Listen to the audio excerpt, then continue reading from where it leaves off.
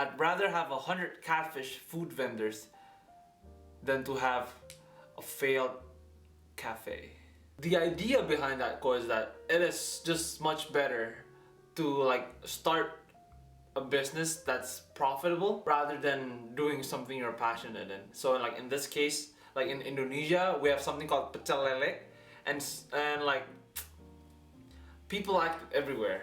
Like it doesn't matter who you are, you just like it. Doing that is just better than like starting like a cafe or some stuff, because like the market is oversaturated, like for example for like coffee shops specifically. So I really want to talk about that idea because I think it's true for some people. Because if the end goal is like just making money, then you obviously want to do this. You want to follow the market. You just want to learn like what everyone really needs right now.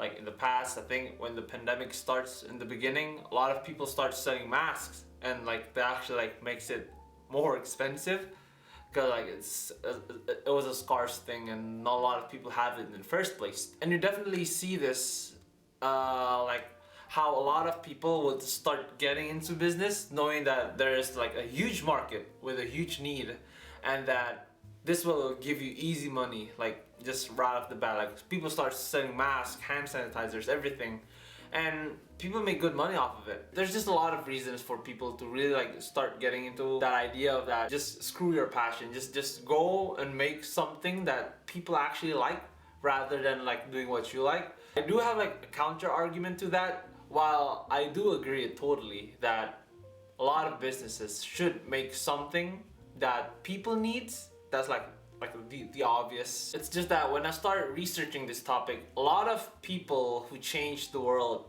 they didn't follow the market. They created the market. How did they create the market in the first place? I think they created that market because they find a problem that have a sophisticated solution to it. And so like just an example of this would be Gojek. So it used to be like a motorcycle driver booking company. Now it turns to like this like all-in app where you can buy foods, get your laundry done, everything just in this one app called Gojek. So when Gojek started, they started with 10 Gojek drivers, and they started off with this like a hotline call system where whoever the client was is gonna call to the office, and they're gonna send like one of their drivers like specifically for this specific customer. So that started, and like when I would assume that when Gojek first started, it's just that a lot of investors would think that we have taxi, we have buses, and we have like regular ojek in in a specific spot where they would expect people to come from angkot. And so there wasn't really any use of Gojek at the time, people think.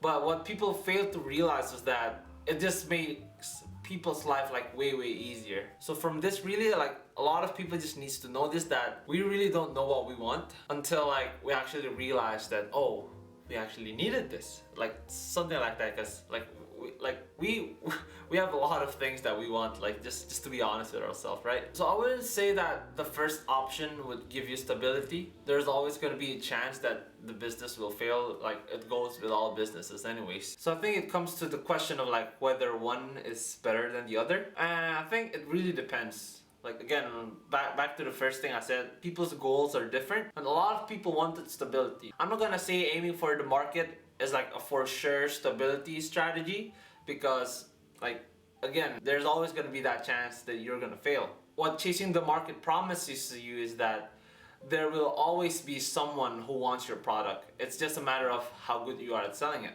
And a select few wanted an impact. I can just start naming a lot of startups in Indonesia: Gojek, Tokopedia, Ruang Guru, Traveloka, like all those companies. So while the first one will give you stability, the second one will leave you a legacy.